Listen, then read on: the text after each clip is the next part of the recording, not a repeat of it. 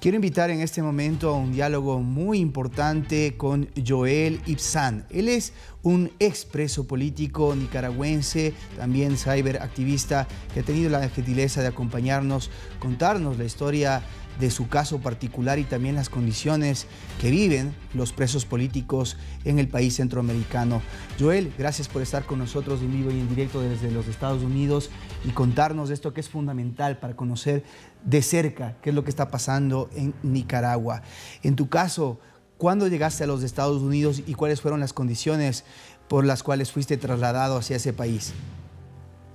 Pues nosotros arribamos a los Estados Unidos el 9 de febrero de este año por la mañana y bueno, las condiciones fueron de expulsión. Daniel Ortega expulsó de nuestro país, nos arrebató la ciudadanía por el simple hecho de hacer uso de un derecho fundamental de todos los seres humanos como lo es la libertad de expresión. Cuéntanos un poco de la situación que vivieron ustedes durante cuánto tiempo y particularmente sobre ti cuando fuiste detenido en ese país. La mayoría de reos políticos excarcelados, teníamos alrededor de 1 año y medio presos. Hay algunos que tenían más, hay algunos que estaban presos desde el año 2018, cuando fueron las protestas masivas contra el régimen de Daniel Ortega y Rosario Murillo. En mi caso particular, a mí me encarcelan el 5 de noviembre del año 2021, 2 días antes de las elecciones fraudulentas que Daniel Ortega perpetuó en Nicaragua. Lo hacen porque yo hacía activismo político opositor desde las redes sociales.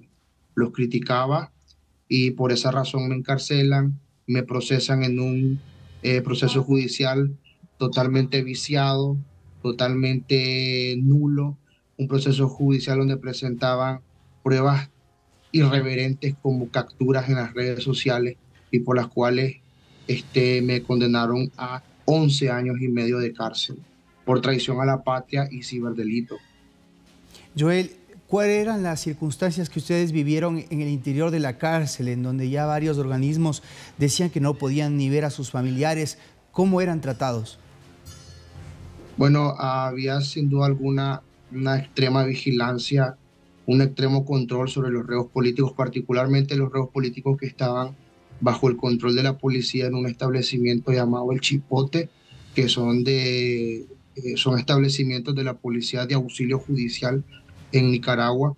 Habíamos otros reos que estábamos en el Sistema Penitenciario Nacional, que esa es otra institución de Nicaragua. Son dos instituciones diferentes, la Policía Nacional y el Sistema Penitenciario.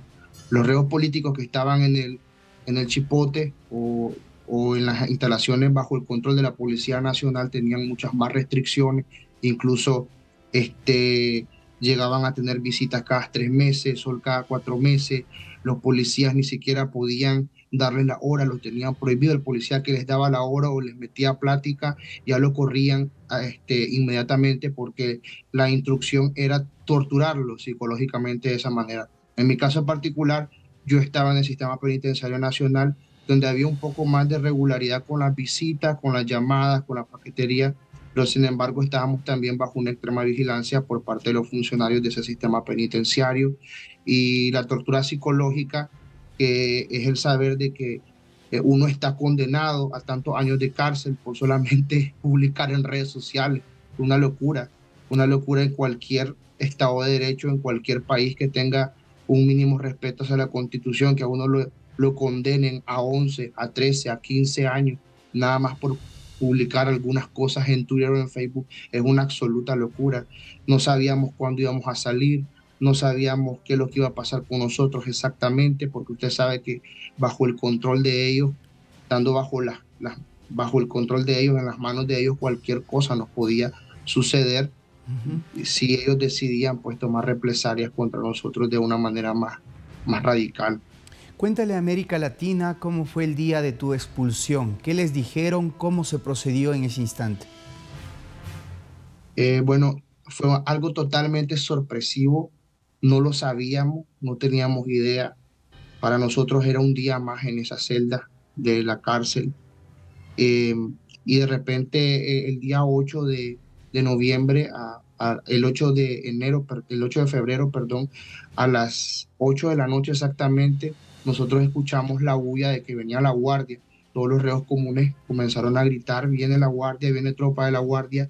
Cuando vimos a 50 o 60 guardias entrando a la galería, el pabellón donde nosotros estábamos, dirigiéndose directamente a las celdas de los reos políticos. Nos dijeron primeramente que íbamos de traslado, que agarráramos todas nuestras cosas, que íbamos de traslado. Nosotros nos imaginamos que íbamos a celdas de máxima seguridad o celdas con condiciones más malas, porque esperábamos lo peor, pues, del gobierno de Daniel Ortega. Pero, sin embargo, nos llevaron a unos módulos donde nos nombraron, tenían una lista, llamaron por lista, confirmaron de que todos estuviéramos ahí para posteriormente subirnos a unos buses con vidrios polarizados, cortinas por dentro, para que no pudiéramos ver hacia afuera, y consecuentemente nos llevaron hacia la pista de aterrizaje que conecta a la Fuerza Aérea de Nicaragua con el Aeropuerto Internacional Augusto César Sandino. Antes de bajar de los buses, a nosotros nos hacen firmar un documento donde autorizamos viajar. Sin embargo, el documento no especificaba hacia dónde, solamente decía viajar a y el espacio vacío. Así que hasta ese momento no sabíamos qué iba a pasar exactamente con nosotros, hacia dónde nos llevaban. Posteriormente, pues los buses se parquearon enfrente enfrente del avión, perdón, que ya nos esperaba con una misión diplomática estadounidense del Departamento de Estado. ¿Qué pasó ahí en ese momento?